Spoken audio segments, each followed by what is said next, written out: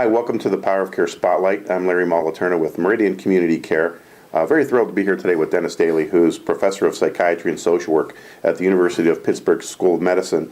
And if you're not familiar with Dennis's work, he's done over 250 publications and over 30 instructional videos around different areas of addiction. And one of the areas that we want to talk about today is children of addicts and growing up in a family where there is addiction. And you're one of the few people who actually wrote a book that was geared towards children and for children. And I'm just curious, I want to talk a little bit about when is an age that you can start talking to kids about this issue? Well, I think you can start when they're young, 5, 6, 7, 8. I think parents in treatment can be advised to talk to the children about their addiction as well as their treatment and recovery and give the children a sense of hope that things can get better. Professionals can bring in children 7, 8, 9, 10 if they have group programs, or they can bring them in individual family sessions as well and get a sense of what's it been like for the children. And what are some of those emotions and feelings that kids are having growing up in these households? Well, first of all, children who have an addicted or an alcoholic parent are more likely to have a clinical depression, anxiety disorder, conduct disorder, academic problems, or drug or alcohol problems.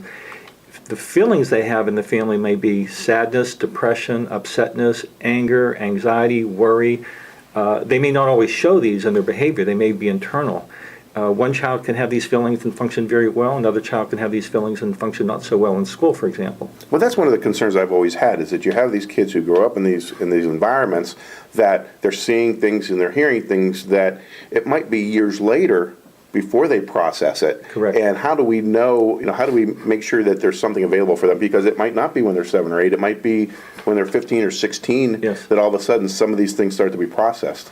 Well, Larry, our treatment systems have failed children, in my opinion. Our treatment systems focus mainly on the addicted person, and we do great work. But we don't do enough work on families. We don't do enough work in terms of bringing children in. And I strongly believe you do not have to be a family therapist or social worker to help families and children. Sometimes talking to your client to talk to his or her children, bringing the child in for session just to observe them, maybe having some group educational programs for families that include children. These are some ways that you could reach children. And we talked a little bit about this, I think, another time, but sometimes even the person who's struggling with the addiction can impose some of that blame onto their children.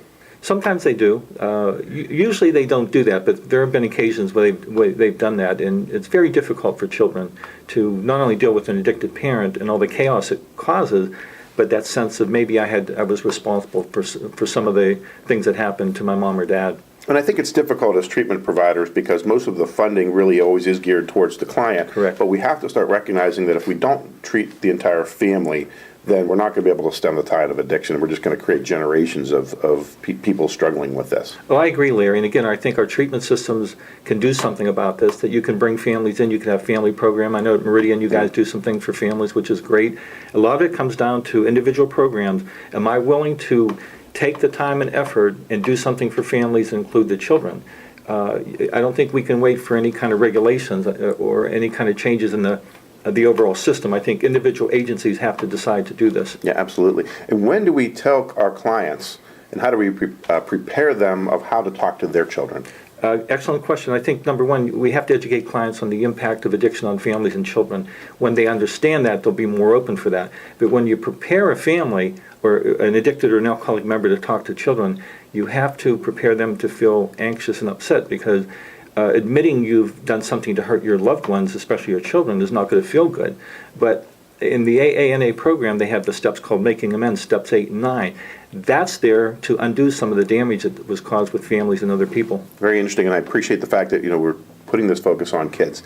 And if people want to get more information, or they want to see the book, or how can they get a hold of you to get some of these publications? On the website. Okay, please go onto the website and look at some of the publications and the videos that Dennis does. They're excellent training tools and very informative, and we really appreciate you spending time with us today. My pleasure, Larry. Thank you. Thanks.